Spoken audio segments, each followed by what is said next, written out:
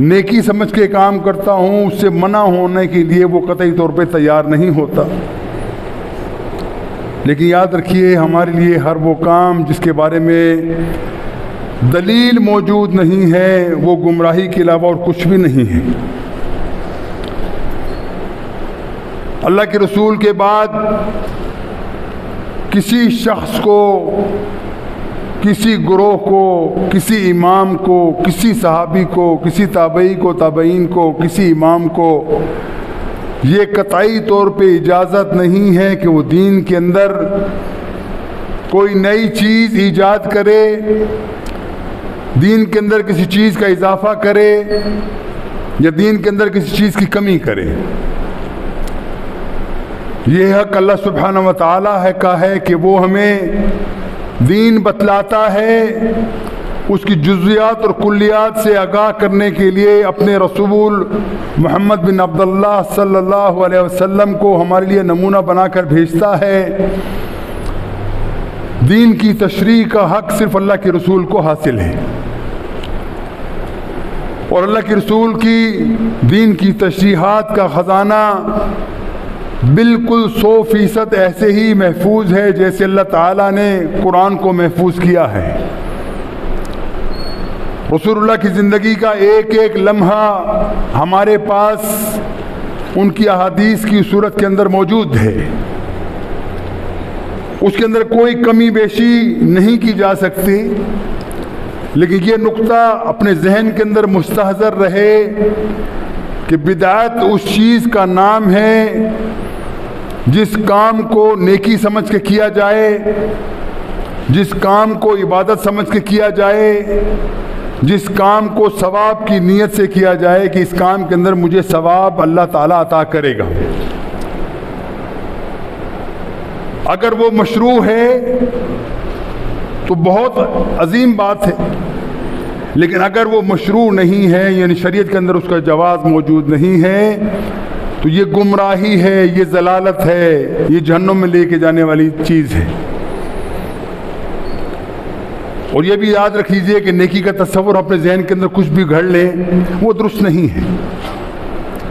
یعنی ایک شخص اگر کہے کہ میں بہت زیادہ تقوی والا ہوں، پرہیزگاری میری روح کے اندر بسی ہوئی ہے، میں نیکی اور عبادات کے اندر بہت آگے بڑھ چڑھ کے کام کرنے والا ہوں، لیکن وہ کام کیا کرے کہ اپنی مرضی سے کچھ عبادات کے اندر اضافہ کر دے۔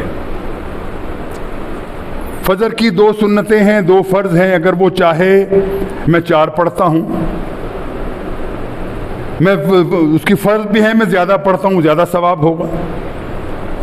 اس طریقے سے اگر وہ ظہر کی نماز کے اندر کچھ بڑھانا چاہتا ہے اپنی مرضی سے، نیت اس کی یہ ہے کہ میں زیادہ ثواب حاصل کرنا چاہتا ہوں، تو یہ شخص گمراہ ہے، کیونکہ اس نے اللہ کے رسول صلی اللہ علیہ وسلم سے آگے بڑھ کے اپنے آپ کو نیک تصور کرنا شروع کر دیا۔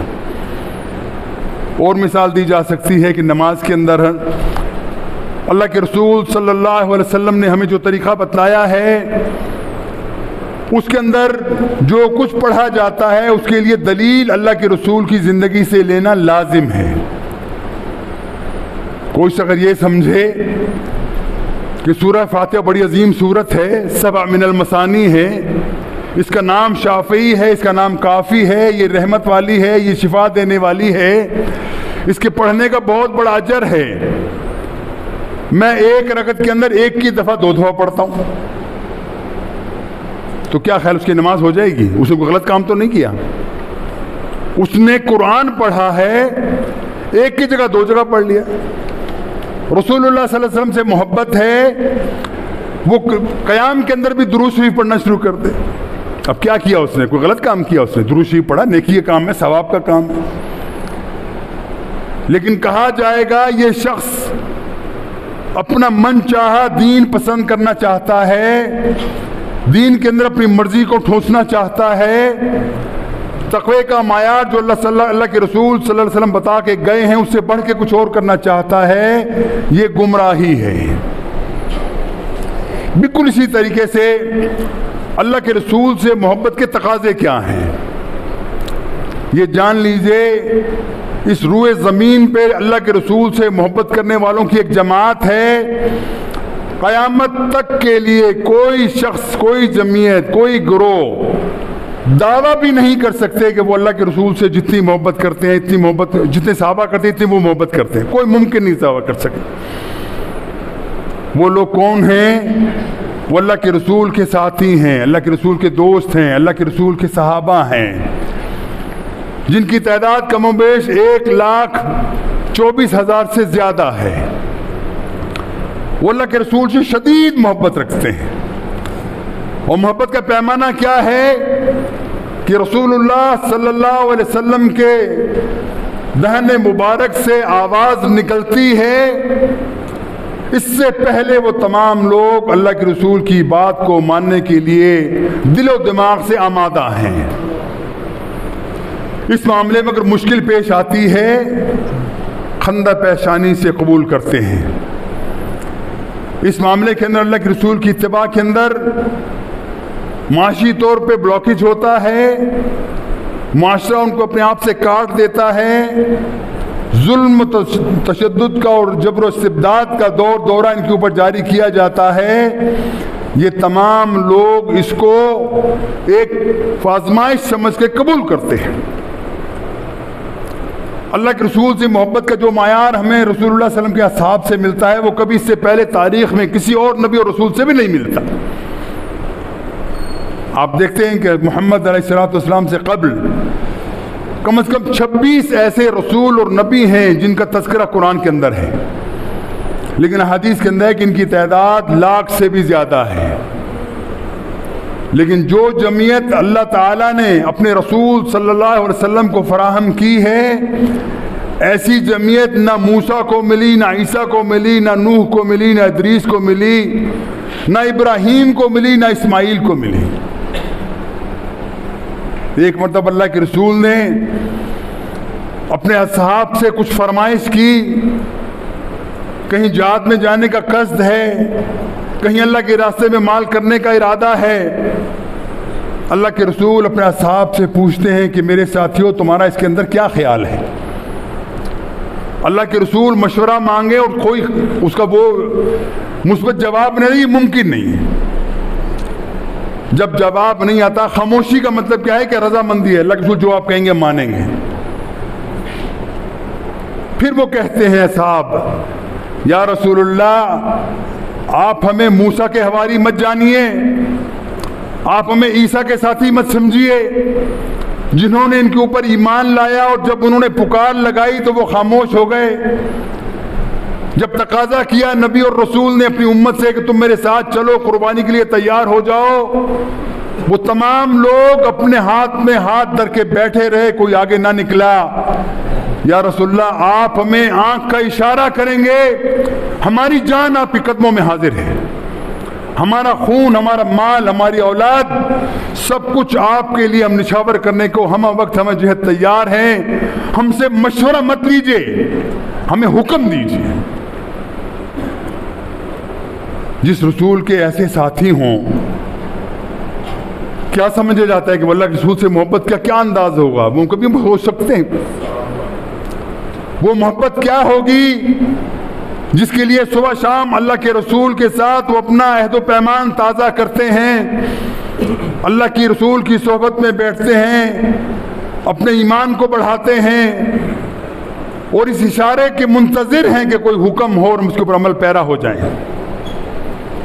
یہ وہ چیز ہے جو اللہ کے رسول سے ثابت ہے. میں نے جیسے کہ پہلے آپ کے سامنے عرض کیا، کوئی نیکی کا کام ایسا نہیں ہے جو اللہ کے رسول ہمیں بتلا کر نہ گئے ہوں. لیکن بدعات کی وجہ سے آج امت مسلمہ کی حیت بدل گئی، شکل بدل گئی. ہم نے نئے نئے کیسے ایسے طریقے اختیار کر لیے اور تصور کیا رکھا کہ ہم اللہ کے رسول سے محبت کرتے ہیں. اگر ہماری محبت درست ہے تو نعوذ باللہ کہنا پڑے گا اصحاب کو محبت کا طریقہ نہیں آیا. اگر ہماری یہ محبت درست ہے، یہ جائز ہے، تو یہ سمجھنے پہ ہر شخص مجبور ہوا کہ اللہ کے رسول نے اپنے اصحاب کی جو تربیت کی تھی وہ تربیت کے اندر نعوذ باللہ وہ ناقص رہے. ان کو تو اب پتہ چلا نیکی کیا ہے. اس میں ایک اور نقطہ پہ سمجھ لیجئے کہ 12 ربیع الاول کا دن آتا ہے، اللہ کے رسول کا جشن منانے کی تیاریاں ہوتی ہیں، ہر وہ خرافات جس سے اللہ تعالیٰ نے، اللہ کے رسول نے منع فرمایا اس کے اوپر ہم کاربند ہوتے ہیں۔ مقصد کیا ہے کہ ہم نے اللہ کے رسول کا جشن منانا ہے، اللہ کے رسول سے محبت کا اظہار کرنا ہے۔ لیکن بھائیو ذرا خدا کے لیے سوچو، یہ محبت آپ کو اللہ کے رسول کے اصحاب میں نظر آتی ہے؟ پہلے یہ دیکھ لیجئے اللہ کے رسول کی وفات کا اور پیدائش کا دن کیا ہے۔ اللہ کے رسول کی پیدائش کے بارے کے اندر اختلاف ہے، 8 ربیع الاول بھی ہے، 9 بھی ہے اور 12 بھی ہے، لیکن طائفہ بریلویت کے سرخیل احمد رضا خان بریلوی وہ فرماتے ہیں کہ تمام مطالعے کے بعد میں اس نتیجے پہ پہنچا ہوں کہ رسول اللہ صلی اللہ علیہ وسلم کی تاریخ پیدائش جو ہے وہ 9 ربیع الاول ہے، 12 نہیں ہے۔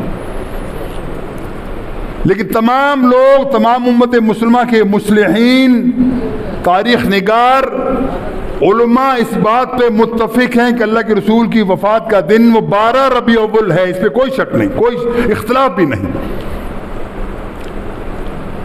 اگر یہ بھی جان لیجیے چلو وہ بھی ہو، پہلی بات تو یہ کہ اسلام کا اس میلاد سے کوئی تعلق نہیں ہے، یہ عیسائیوں کی رواج ہے، عیسائیوں کی رسم ہے۔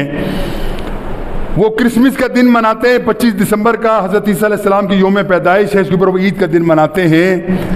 ان کے دیکھا دیکھی مسلمانوں نے کام سٹارٹ کر دیا۔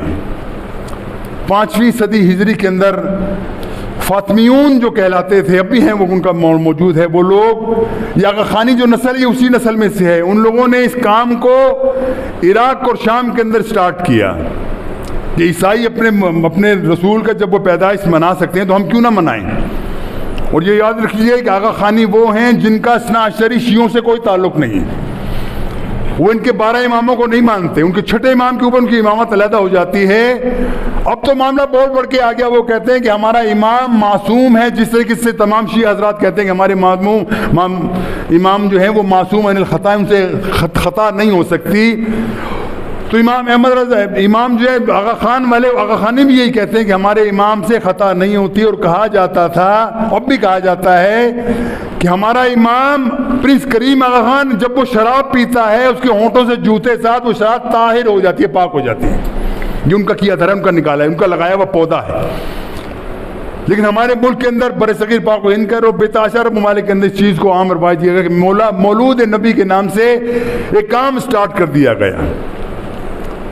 میں آپ کے سامنے پہلے عرض کر چکا کہ اس کا کوئی دلیل اللہ کے رسول سے نہیں ملتی، صحابہ سے نہیں ملتی۔ میں چند چیزیں آپ کے سامنے رکھتا ہوں تاکہ یہ فکر کرنے کا ایک راستہ میں ملے کہ ہم دیکھیں کہ اس کی اصل کیا ہے۔ رسول اللہ صلی اللہ علیہ وسلم کی 23 سال زندگی نبوت کی زندگی ہے، اور اس سے پہلے 40 سال زندگی جس کے اندر اللہ کے رسول کو نبوت کے مقام کے اوپر فائز ہونے کا اعلان نہیں کیا گیا۔ اللہ کے رسول نبی شروع سے تھے، اعلان نہیں کیا گیا۔ یہ 63 سالہ زندگی کے اندر اللہ کے رسول کے بیٹیاں بھی ہیں، بیویاں بھی ہیں۔ نبوت سے پہلے حضرت خدیجہ رضی اللہ تعالیٰ عنہ ہیں جو اللہ کے رسول سے شدید محبت رکھتی ہیں۔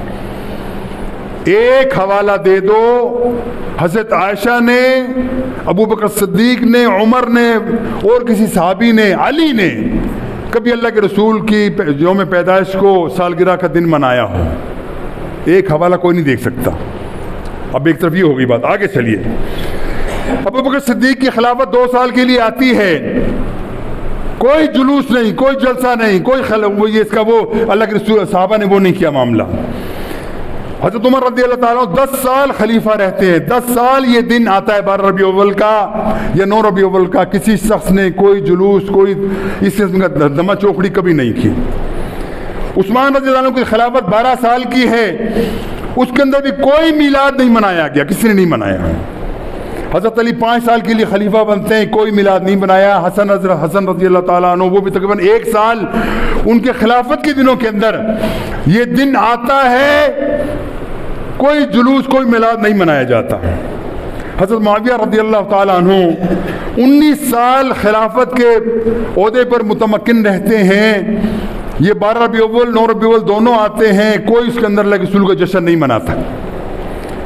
آگے چلیے، عمر بن عبدالعزیز جن کو خلیفہ خامس بھی کہا جاتا ہے، ان کا دور خلفۂ راشدین کی خلافہ الی منہاج النبوہ کی ایک پرتو ہے، ایک عکس ہے، اسی صورت میں اسلام ہمیں نظر آتا ہے، لیکن ان کے دور کے اندر ابھی کوئی اس قسم کا ہنگامہ نہیں مچایا جاتا۔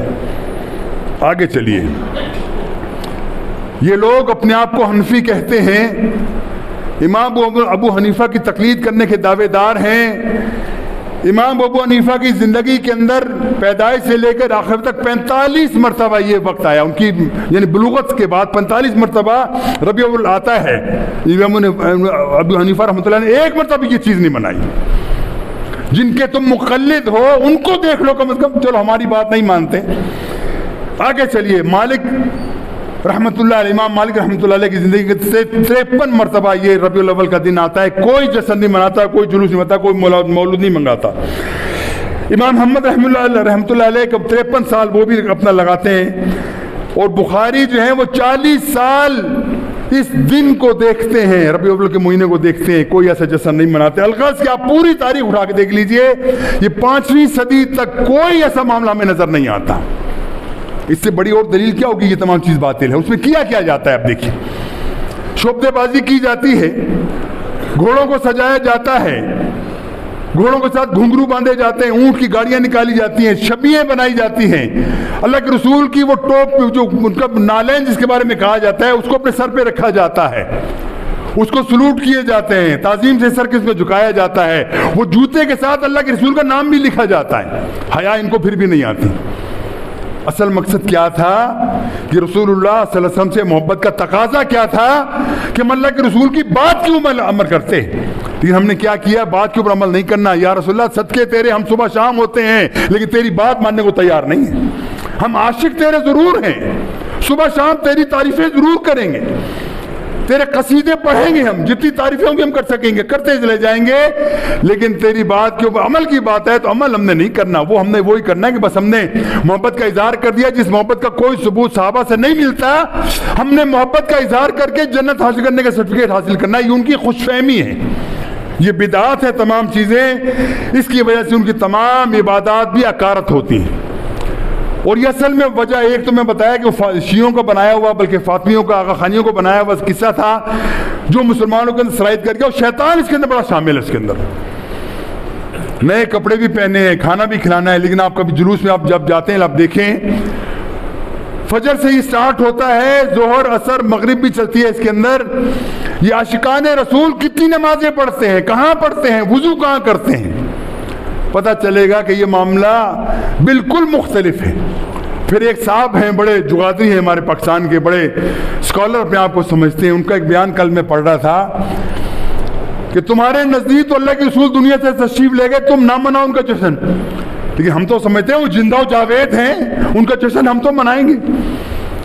اب یہ بات یہاں تک نہیں پہنچتی، یہ نقص کی بات صرف ہم تک نہیں پہنچتی جو ہم اس کی مخالفت کرتے ہیں کہ اس کا ثبوت نہیں ہے، یہ بات اللہ کے رسول کے اوپر بھی جاتی ہے، اللہ کے رسول کا صاحب کے اوپر بھی جاتی ہے کہ انہوں نے بھی جشن نہیں منایا، مولود نہیں منایا۔ اس کا مطلب ہے کہ وہ ان کو زندہ سمجھتے تھے۔ تصور دیکھیے انسان کا، قرآن واضح طور پہ اعلان کرتا ہے اللہ کے رسول تمام عالم کے اوپر موت آئی ہے، آپ کے اوپر بھی موت آنی والی ہے، ہر شخص نے مرنا ہے، آپ کو بھی یہ موت یقیناً آپ کے اوپر آئی ہے اور آئے گی، لیکن انکار کرتے ہیں نہیں اللہ کے رسول زندہ ہے۔ تم نے زندہ تو اللہ کے رسول کو تم نے زمین کے اندر دفنا دیا۔ اللہ کے رسول کے صحاب اتنے ظالم تھے نعوذ باللہ کہ اللہ کے رسول زندہ تھے، ان کو قبر میں انہوں نے ڈال دیا۔ یہ تصور کہاں سے آیا؟ یہ تصور وہی ہے جس کے اندر ہم غلوف کہتے ہیں، غلوف کی انتہا کو پہنچ کے اللہ کے رسول کی شان کے قصیدے اتنے بناؤ کہ ان کو اللہ تک ملا دو، جو احکامات اللہ کے لیے ہیں ان کو اللہ کے رسول کے ساتھ تم منسبک کر دو، وہ سمجھ لو کہ ہم نے بڑا نیکی کا کام کیا۔ اللہ کے رسول کہتے ہیں، ایک مرتبہ اللہ کے رسول سے ایک صحابی سے اللہ کے رسول نے پوچھا تم میرے بارے میں کیا کہتے ہو؟ تو اللہ کے رسول نے تم میرے بارے میں جانتے کیا ہو؟ وہ کہنے لگے جو اللہ کے رسول جانتے ہیں وہ اور کوئی نہیں جانتا۔ فوراً سرزنش کی، پکڑ لیا اس کو، خبردار آئندہ بات تم ایسی مت کہنا، حل جعلتنی ندا للہ، کہ تم نے اللہ کا مجھے مقابل بنا دیا ہے کہ میں جو جانتا ہوں وہ اللہ جانتا ہے، نہیں، جو اللہ جانتا ہے وہ میں بھی نہیں جانتا۔ یہ بتایا کہ میری حدود سے مجھے آپ پہ بڑھاؤ مت. اس سے پہلے امتیں تباہ کیوں ہوئی؟ انہیں اپنے نبیوں کو رسولوں کو اس حد تک آگے لے گئے کہ اللہ سے بھی ان کو آگے لے کے چلے گئے, جس وجہ سے گمراہی ان کا مقدر بن گئی. دنیا کے اندر ذلیل و رسوا ہوئے, اعتدال پہ قائم نہ رہ سکے, رسول کو رسول نہ رہنے دیا, اس کو اللہ بنا دیا, اور عام آدمی کو, عام بزرگ کو انہوں نے رسول کے درجے تک پہنچا دیا. حضرات یہ دیکھیے تمام جمام ہمارے ملک کو. دوسرا بات ہے ہمارے ملک میں سمجھ نہیں آتی معاملہ کیا کرتے ہیں یہ لوگ. حکومت کے سے باقاعدہ اعلان کیا جاتا ہے. ایک طرف سے بات ہے کہ اللہ کے رسول کی اطاعت کے لیے نمونہ ہمارے پاس مدینہ کی ریاست ہے, کوئی شک نہیں, ہر مسلمان کے لیے آئیڈیل ہے وہ, لیکن خد و خال بھی وہیں سے لیں گے نا, طریقہ کار بھی وہیں سے لیں گے نا. جو چیز اللہ کے رسول نے مدینہ کے اندر جاری فرمائی تھی اسی کو لے کے چلیں گے, جس سے منع کیا اس کے اوپر نہیں چلیں گے. لیکن اعلان کیا گیا حکومت سے, باقاعدہ نوٹیفیکیشن جاری ہوا کمشنر کی طرف سے کہ تمام لوگوں کو یہ کہا جاتا ہے تمام مسجدوں کی چراغاں کیا جائے, لائٹیں لگائی جائیں, جتنا تزئین و تراشش کرتے ہیں وہ سب کرو. پہلی بات, اسلام میں اس کا کوئی تصور نہیں ہے. دوسری بات, اسلام مغلوب ہے. اسلام کو اس وقت اعلیٰ دنیا کو پھیلا ہوا نہیں ہے. مسلمان کے رسے اسلام کا جھنڈا سے گرا ہوا ہے زمین کے اوپر. ہم اس وقت ذلت و رسوائی کا مقدر بنے ہوئے ہیں, اور ہمیں آپ کو دھوکہ کس لیے دیتے ہیں کہ یہ چراغاں کرو, لائٹیں لگاؤ, شرکیاں نعتیں پڑھو, روڈوں پہ جاؤ, اور نقلی داڑیاں لگا کے آتے ہیں وہ لوگ. آپ کو یہ اندازہ ہے کبھی؟ ابھی آپ دیکھ لیں کیسے ڈرامہ بازی ہوتی ہے, کپڑے عربی پہنے میں, وہ چکے بھی پہنے میں, سب پہنے ہوئے, اور نقلی داڑیاں لگائی, اور صبح شام نعرے لگائے جاتے ہیں صبح سے شام تک, یا رسول اللہ تیرے قربان ہو جائیں, یا رسول اللہ تیرے قربان ہو جائیں. اور پھر ایک اور تصور جو انتہائی خطرناک و شرمناک تصور ہے, کہا جاتا ہے کہ جب میلاد کی محفل کا اینڈ ہوتا ہے وہ اکٹھے ہو کے درود و شریف پڑھتے ہیں. درود بھی اپنی مرضی کا, وہ درود ابراہیمی نہیں جو مسنون ہے, وہ نہیں, کو اپنی مرضی کا پڑھا جاتا ہے. کبھی درود تاج ہے, کبھی مدینہ ہے, پتہ نہیں اور کیا کیا نام رکھے ہوئے. تصور یہ ہے کہ اللہ کے رسول ہمارے درمیان تشریف لے آئے ہیں. اللہ کے رسول ہماری محفل میں تشریف لے آئے ہیں. اب لگ دنیا کے اللہ کے بندوں, پاکستان کے اندر ہزاروں جگہ جلوس نکلتا ہے, رسول کو کہاں کہاں تم لے جانا چاہتے ہو, لیکن تصور ہے کہ ہمارے درمیان موجود ہیں. پھر اس کے بعد وہ بے حیا مولوی کو, پیر کو شرم نہیں آتی, وہ مصلی پہ کھڑو کے نماز بھی پڑھاتا ہے. اللہ کے رسول تمہارے درمیان موجود ہوں, کسی کی جرت ہے کہ وہ مصلی پہ کھڑا ہو کے نماز پڑھانے کی جرت کرے, لیکن وہ نماز بھی پڑھاتا ہے. یہ تصور تمام کیا ہے؟ یہ تمام وہ شیطان کی پڑھائی ہوئی پٹی ہے جس کے اوپر مسلمان چل کے اپنے آپ کو دھوکے میں ڈالتے ہیں, اور معاملہ یہ صبح شام چلتا ہے. پھر اب تو ہم نے پہلے یہ بھی دیکھا تھا 2 سال پہلے کہ بارہکاؤ کے اندر باقاعدہ کہا جی ہم عید ہماری تو ہے ہی ہے, یہ تیسری عید ہم نے بنا لی ہے, لیکن ہم شکرانے کے نفل بھی پڑھنا چاہتے ہیں. دونوں میں خیال وہ پڑھے, جب مجھے پتہ نہیں اس دفعہ پڑھ رہے ہیں نہیں پڑھ رہے, لیکن جس طریقے سے عید الاضحیٰ اور عید الظہر کے 2 رکعت ہم پڑھتے ہیں, ان کا ہم بھی شکرانے کے نفل بھی پڑھیں گے عید المیلاد النبی کی. اندازہ لگائیے یہ بدعات کا معاملہ ایسا ہے, شیطان ان کو اکساتا ہے, وہ قصت بڑھ کے ہر وہ کام کرنا چاہتے ہیں جس کا اسلام سے کوئی تعلق, کوئی واسطہ نہیں. حضرات یہ تمام چیزیں ہمارے سامنے ہوتی ہیں, اور ہم یہ دیکھتے ہیں کہ اگر ہم چاہیں کہ دیکھیں کہ اللہ کے رسول سے محبت کا معیار کیا ہے, اللہ کے رسول سے محبت کا تقاضا یہ ہے کہ ہم اپنی زندگی کے اندر کوئی عمل ایسا نہ کریں جس کی اجازت اللہ کے رسول نے نہیں دی. اور میں حیران ہوتا ہوں جب کوئی بندہ یہ کہتا ہے کہ اللہ کے رسول ہمارے درمیان موجود ہیں, اور خواتین کی محفل لگتی ہے, اس کے اندر وہ لڑکیاں سب دھن کے آتی ہیں. تصور ہے کہ اللہ کے رسول ہمارے سامنے, اس سے بڑی توہین اللہ کے رسول کیا ہوگی؟ ہم یہ تو کہتے ہیں نا کہ خاکے بنانے والے اللہ کے رسول کی توہین کر دی, خاکے بنا دی, اللہ کے رسول کے اوپر باتیں گھڑ دی. یہ مسلمان جو کر رہا ہے یہ کیا کر رہا ہے؟ سجی ڈھکی ہوئی خواتین آتی ہیں, برہنہ خواتین, نیم برہنہ خواتین آ کے بیٹھی ہوئی نعتیں پڑھ رہی ہوتی ہیں, سینے ان کے کھلے ہوتے ہیں, بال کھلے ہوتے ہیں, اور کہتے ہیں ہم اللہ کے رسول سے محبت کرتے ہیں. اللہ کے رسول سے محبت کریں گے, تف کریں گے کہ یہ میری امت ہے, اس کو میں چھوڑ کے گیا تھا. یہ وہ لوگ ہیں جو میری اتباع کے لیے ہیں, یہ وہ لوگ ہیں جو کہتے ہیں کہ میں اللہ کے ہم رسول کی محبت کرنے والے ہیں, محبت عشق کرنے والے. اب کتنی عجیب گھٹیا سی بات ہے. میں سے مثال دیتا ہوں سمجھنے کے لیے, تاکہ ہمارے ذہن کے پلے کھل دیں کہ ہم کیا کرنا چاہ رہے ہیں. ہم میں سے ہر بندہ آج اپنے گھر جائے, بیٹیاں بھی ہیں, ماں بھی ہے تمہاری گھر کے اندر, سب سے کہو بیٹی میں تجھ سے بڑا عشق کرتا ہوں. ماں سے کہو ماں میں تیرا عاشق ہوں. دیکھو جوتا تمہارے منہ پہ لگتا ہے کہ نہیں لگتا؟ کہ کم وقت تو مجھ سے عشق کرنے لگا ہے. ہمیں حیا نہیں آتی, ہم اللہ کے رسول کے ساتھ عشق کرتے ہیں. اسلام کی ٹرمنالوجی کیا ہے؟ اسلام کے قرآن کی ٹرمنالوجی کہ اللہ کے رسول سے محبت کی جاتی ہے. محبت شدید محبت کیا, یہ ہے اسلام کی ٹرمنالوجی کی. ہم عشق کرتے ہیں, عشق تو عورت سے کیا جاتا ہے, غیر صنف نازک سے کیا جاتا ہے. اپنی بیوی سے عشق آپ کر سکتے ہیں، لیکن نہ بہن سے کر سکتے، نہ ماں سے کر سکتے، نہ بیٹی سے کر سکتے، ان سے آپ کو محبت کرنا پڑتی ہے۔ اللہ کے رسول کے ساتھ آپ عشق کرتے ہیں اور پھر دھڑلے سے کہتے ہیں میں عاشق رسول ہیں۔ مجھے بتاؤ کسی صحابی نے کبھی کہا کہ میں عاشق رسول ہوں؟ ابوبکر صدیق سے زیادہ محبت کرنے والا کون تھا؟ اور یہ کون سا دن ہے جس دن تم جشن مناتے ہو؟ اس جشن والے دن مدینہ کی بستی ویران ہو گئی، اندھیرا چھا گیا، صحابہ کے ہوش حواس اڑ گئے، عمر کا اپنا دماغ پھر گیا کہ میں کیا کروں، کیسے میں برداشت کروں کہ اللہ کے رسول ہم سے رخصت ہو گئے۔ حضرت فاطمہ کہتی ہیں کہ آج سے تاریخ دن میں نے زندگی میں کبھی نہیں دیکھا۔ بلال کہتے ہیں کہ میں کس طریقے سے اذان دوں، اذان دینا چھوڑ دی۔ پوچھا بلال کیوں نہیں دیتے اذان؟ ہمیں اللہ کے رسول کی یاد آتی ہے جب تم اذان دیتے ہو، یہ اذان اللہ کے رسول کے بیٹھے سامنے بیٹھ کے تم دیا کرتے تھے، ہم تم اذان دیتے ہو ہمیں اللہ کے رسول کی یاد آتی ہے۔ بلال کہنے لگے میں اذان کیسے دوں؟ میں کہتا تھا اشہد ان محمدًا عبدہ ورسولہ، میں دیکھتا تھا منبر رسول کی طرف، میری آنکھوں کو نور ملتا تھا، میرے ایمان کو بڑھوتی ہوتی تھی۔ اب میں محمد رسول اللہ کہہ کے کس کو دیکھوں گا؟ میں نہیں دیتا اذان۔ یہ عالم ہے صحابہ کا کہ مدینہ کی بستی میں کوہرام ہے، مدینہ کی بستی ویران ہو چکی ہے، لیکن ہم جشن مناتے ہیں۔ اور یہ سوچو اگر چلو جشن منانا ہی ہے، یہ سوچ لو ایک بچے کا، ایک آدمی کا بیٹا ہے، جس دن پیدا ہوا اسی دن اگر وہ مر گیا تو وہ کیا کرے گا؟ مجھے بتاؤ، ایمان سے اپنے دل پہ ہاتھ رکھ کے بتاؤ، وہ جشن منائے گا، بیٹے کی سالگرہ منائے گا یا برسی منائے گا؟ یہ باتیں ہمیں سمجھ نہیں آتی، عقل کی باتیں بتا رہا ہوں۔ چلو نقلی بات تو میری مان تو وہابی ہیں، ہمان تو وہابی ہیں، یہ بات تھی ہماری اللہ کے رسول سے شدید ان کو وہ ہے بغض ہے، نعوذ باللہ من ذالک۔ ہم کہتے ہیں اللہ کے رسول سے محبت، جس کو محبت نہیں ہے وہ مسلمان نہیں ہے، وہ نفاق میں کرتا ہے، وہ کافر ہے پکا، جس کو محبت نہیں ہے۔ کوئی شائبہ بھی اگر آ جائے اللہ کے رسول کے بارے میں کہ ہم اللہ کے رسول سے دل کے اندر مغایرت رکھتے ہیں، وہ مسلمان نہیں ہو سکتا۔ لیکن اسلام کا مطلب کیا ہے؟ مسلمان کا مطلب کیا ہے؟ اللہ کے رسول سے سچی محبت، جیسی محبت کرنے کا حق ہے ایسی محبت، ان کے الفاظ آ جائے تو ہماری تمام چیزیں بند ہو جائیں، اللہ کے رسول کے پیچھے ہم چلے جائیں۔ یہ ہے اصل میں محبت۔ یہ جو ڈرامہ بازی ہوتی ہے اب دیکھ لیجیے، وہ نئی نئی دلیلیں بھی نکال کے لے آتے ہیں۔ ہمیں سے بھی یہ بتا دو اللہ کے رسول کے صحابہ سے، تابعین سے ائمہ سے جس شخص نے کام کیا، ایک دلیل بتا دو، ہم تم سے بڑا جلسہ کر کے دکھا دیں گے، تم سے بڑا جلوس نکال کے دکھا دیں گے۔ نہیں کر سکتے ہو، قیامت نہیں کر سکتے۔ یہ لوگوں کو دھوکہ دیتے ہیں، یہ اصل میں پیٹ بھرنے کا ایک بہت بڑا ذریعہ ہے۔ یہ پیروں کے پیٹ کے اندر جو اس کا سور گھسا ہے نا، یہ سارا ابھی وہ پچھلے نیٹ پہ میں دیکھ رہا تھا کہ ان کو اربوں روپے اکٹھے کیے ان پیروں نے، تمام لوگوں کے ایمان کو دھوکہ دے کے۔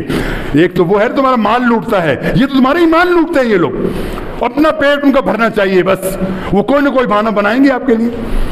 کبھی تیجا ہے، کبھی 40واں ہے، کبھی کیا ہے، کوئی تو نیا بندہ مر جائے گا، ان کے حلوے مانڈے چل رہے ہیں، اور یہی دن کا مقصد رہ کے رہ گیا ان کو۔ اور اس دونوں کے دیکھو پھر لوگ کیسے کیسے مال لگاتے ہیں، پیسہ بھی لگاتے ہیں۔ اللہ کے رسول سے محبت ہے، ان کو جذبہ اپنی جگہ پہ ہے، لیکن ان کو بتانے والے، ان کو چھیننے والے، ان کا حال برا ہوگا جو وہ قیامت دیں گے تم نے کیا دین کے نام کے اوپر کیا، اللہ کے رسول کے نام کے اوپر لوگوں کی جیبیں اور ایمان کیوں کاٹا تم نے۔ حضرات یہ تمام چیزیں بیان کی جاتی ہیں تاکہ ہم بدعات کے تمام کاموں سے بچ کے رہیں، اور اس کے بچنے کا ایک طریقہ کیا ہے؟ جو آپ کے عزیز ہیں، رشتہ دار ہیں، ان سے کہیے کہ اس معاملے کے اندر شریک نہ ہو، یہ بدعات ہے، کہیں اللہ کا غضب ان پہ نازل نہ ہو جائے۔ رسول کی محبت کو ایکسپلائٹ کر کے لوگوں کے جذبات کو وہ کرتے ہیں۔ بہتر کیا ہے کہ ان کے اندر جلسوں میں شریک نہیں، ان کو دیکھا بھی نہ جائے۔ اور یہ دیکھنے کی وجہ سے ہوتا ہے سارا معاملہ۔ شیعہ جو جلوس نکالتے ہیں، ہمارے 5-7 امام باڑا ہے یہاں پہ، صرف 2 دن کے لیے 8ویں 9ویں 10ویں محرم کو لوگ یہاں پہ آتے ہیں، اس کے علاوہ کوئی بھی نہیں ہوتا، گدھا بھی نہیں ہوتا وہاں پہ بجا ہوا، لیکن مسجد بہت بڑی بنائی ہے انہوں نے، کوئی بندہ نہیں ہوتا، لیکن وہ نکلتے کیوں ہیں کہ ہمارے سنی آتے ہیں، محبت سے ان کے قریب ہیں، ان کے گھوڑے کے نیچے سے گزرتے ہیں، ان کی وہ سبیل سے پانی بھی پیتے ہیں، ان کو جا کے چومتے بھی ہیں۔ یہ عقیدے کا فقدان ہے، یہ عقیدے کا بہت بڑا نقصان ہے جو ہمارا عقیدہ درست ہے، ہم اپنے دین کو نہیں سمجھ پاتے، اور یہی ایمان کے ساتھ بھی ہوتا ہے۔ جو بات کرے وہ تو وہابی ہے، ہمیں بتا دو اگر میں وہابی ہوں تو مجھے کہنے دیجئے کہ اللہ کے رسول کے صحابہ تمام وہابی تھے کہ وہ اللہ کے علاوہ کسی کو نہیں ماننے والے تھے۔ اگر وہابی کا مطلب اللہ کے رسول کی بات کی اتباع کرنا ہے، تمام صحابہ وہابی تھے، اللہ کے رسول کے علاوہ کسی اور کی بات کو ماننے کو تیار نہیں تھے۔ اور وہاب ہے کیا؟ الوہاب اللہ کا نام ہے، اس کو ماننے والے وہابی کہلاتے ہیں۔ ہمیں تو بے شک کہتے رہو، ہمارا تمسخر ہوا کہ تم وہابیہ میں کہتے رہو، کتنی عجیب سی بات ہے۔ عقل پھر میں ایک آخری بات کر کے آپ بات ختم کرتا ہوں۔ یہ جی فرقہ وہابیہ جو بناتے ہیں نہیں، کیسے بناتے ہیں آپ کو معلوم ہے؟ جن دنوں کے سعودیہ کے اندر بھی بالکل ایسا ہی رواج تھا، قبروں کو پوچھا جاتا، ہر جگہ درختوں کے اوپر لوگ سجدہ کرتے تھے۔ ایک تحریک چلتی ہے اس تحریک کو چلانے والا محمد بن عبد الوہاب ہے. اس بندے کا نام محمد ہے, اس کے باپ کا نام عبد الوہاب ہے. لیکن اگر یہ کہتے ہیں کہ محمدی تحریک ہے تو ذلیل ہوتے ہیں. کیا ہے محمد کی تحریک اچھی بات ہے, نہیں, اپنے بیٹے کا نام نہیں رکھا, باپ کے نام سے وہابی بنا دیا ان کو. حالانکہ عقل کی بات ہے, تم بندہ تحریک میں نے چلائی ہے, میرا نام یونس ہے, اب میں تحریک چلاؤں, بولے یونس کی تحریک ہے چلائیں, لیکن کہیں گے یونس کی نہیں, اس کی باپ کی تحریک ہے. وہ باپ کے نام سے انہوں نے محفوظ کر دیا. محمد عبد الوہاب کا نام نہیں لیتے, عبد الوہاب اس کے باپ کا نام, اس کے نام سے وہابی تحریک چلاتی پوری دنیا کے اندر. وہ بہت بڑا پروپیگنڈا. آج پوری دنیا کے اندر یہ وہابی ازم سے لوگ ڈرتے ہیں, صوفیت سے کوئی نہیں ڈرتا. یہ جو نکالنے والے جلوس وغیرہ کہتے ہیں بڑے اچھے لوگ ہیں, امریکہ بھی کہتے ہیں ان کو پرستائش کرو, ان کو سہولتیں دو, کہ یہ وہ بے ضرر لوگ ہیں جو اسلام کی جڑوں پہ کلہاڑا مارنے کے لیے سب سے بہترین کارآمد لاب یہی ہے لوگ. حسبنا اللہ ونعم الوکیل, حسبنا اللہ ونعم الوکیل. سبحان ربک رب العزت عما یصفون وسلام علی المرسلین والحمد للہ رب العالمین.